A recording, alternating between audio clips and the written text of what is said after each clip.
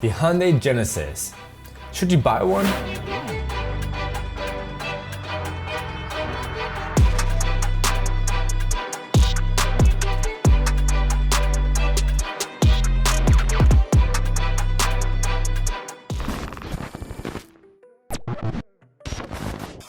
Well, I'm gonna break down 10 reasons why I think you should buy one. The powertrain options are pretty great. It has a cheaper option, the 2.0 turbo with a 6-speed manual or a 5-speed automatic transmission with 210 horsepower from 2009 to 2012 before it went to a second update in 2013, and it received an increase of power with 256 to 271 horsepower. Then there's a buttery 3.8 liter V6 with a 6-speed manual or a 6-speed auto with 306 horsepower. Then in 2013, Hyundai threw in more horsepower and gave it 248 ponies. And both the 2.0 and the 3.8 liter received an optional 8-speed automatic transmission along with the manual transmission. And on top of all of this, collectively, the car gets about 17 to 25 miles per gallon, which is pretty good for a sports car. The power for the money is much better compared to the BRZ or FRS. You'll get nearly 100 more horsepower with the V6 option. There's even huge motorsport potential, which is pretty cool. A few weeks ago, I watched a Clutch Kickers drift event, and somebody had to rent the Hyundai Genesis as a drift car, and surprisingly, it did fairly well. But of course, with forced induction and a few other modifications, that car would rip through that track.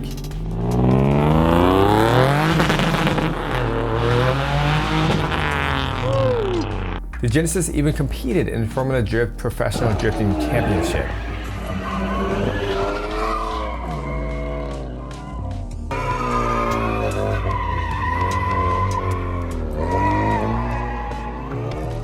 Or you can simply just build it to be planted to the street and take on the curvy roads. Your imagination is your limitation.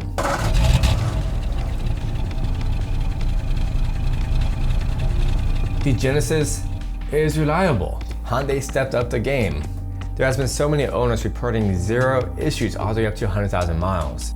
But the main issue that seems to be plaguing this car is the headlight sills and taillight sills. You know, it leaks water into the housing, which fogs them up. You have to redo those sills. And the second gear lockout. Basically, when you're trying to slam through gears and you go to the second gear, it grinds and you're locked out and you have to go to the third gear. What seems to be fixing that issue for many owners is synchro mesh and installing a high quality stiffer transmission mount. And that would reduce the slop in the transmission.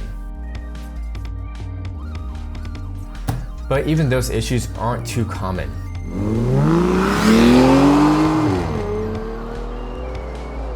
The base model handles great, but the r-spec handles even better. Larger wheels, Brembo brakes, Tursen LSD, stiffer suspension, just makes it handle a lot better from the base model. But if you get the r-spec model, you will be sacrificing some of the fancy bits for weight reduction, like Bluetooth hands-free, auto headlight, cruise control, and some other fancy stuff that you probably don't care for if you're gonna track this car. But most of us are not gonna do that routinely, and it's gonna be our daily driver. So you could just simply buy the premium model, get all the fancy bits, and upgrade the suspension, and upgrade the brakes, and all that fun stuff. Then you got the fancy and the performance. And with the intro of the second generation in 2013, things just got a bit better.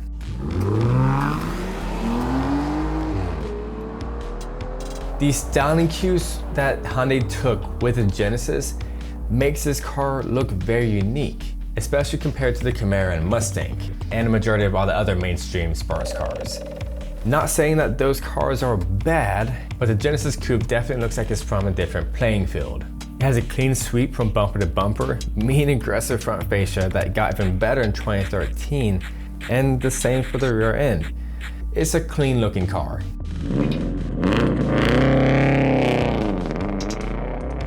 Now, the interior isn't much to be raved about, but it's still competitive for its market and the price of this budget sports car. Leather seats are nice, and the touch of chrome throughout the interior makes it feel a bit like the higher end Genesis sedan, but obviously not quite. Still a bonus in my book.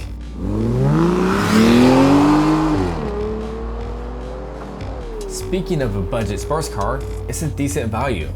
You can purchase a 3.8 liter R-spec model right under $10,000. Or you can get the premium or the 2.0 and save more money. But it really just depends what your purpose is for this car. Are you city driving? Are you trying to pass cars on the highway? Are you gonna track the car? Either way, the 2 liter and 3.8 liter are great for the track. I'm not here to tell you that you should buy one or the other because they both have different benefits.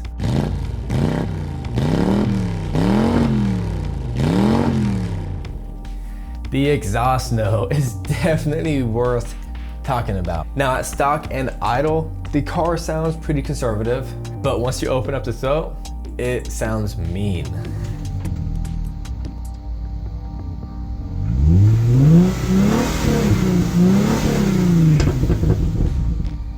And you'll be able to hear the roaring 3.8 liter.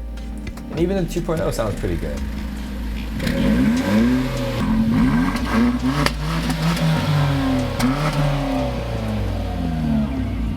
Hyundai did a great job here, they really did. Or if you want, you can get an aftermarket exhaust.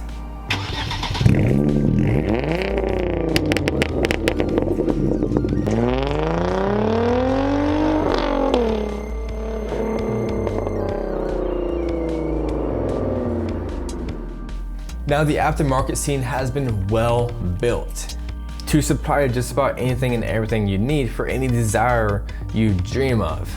It's a well-rounded car, and finding replacement parts or modification parts are relatively cheap.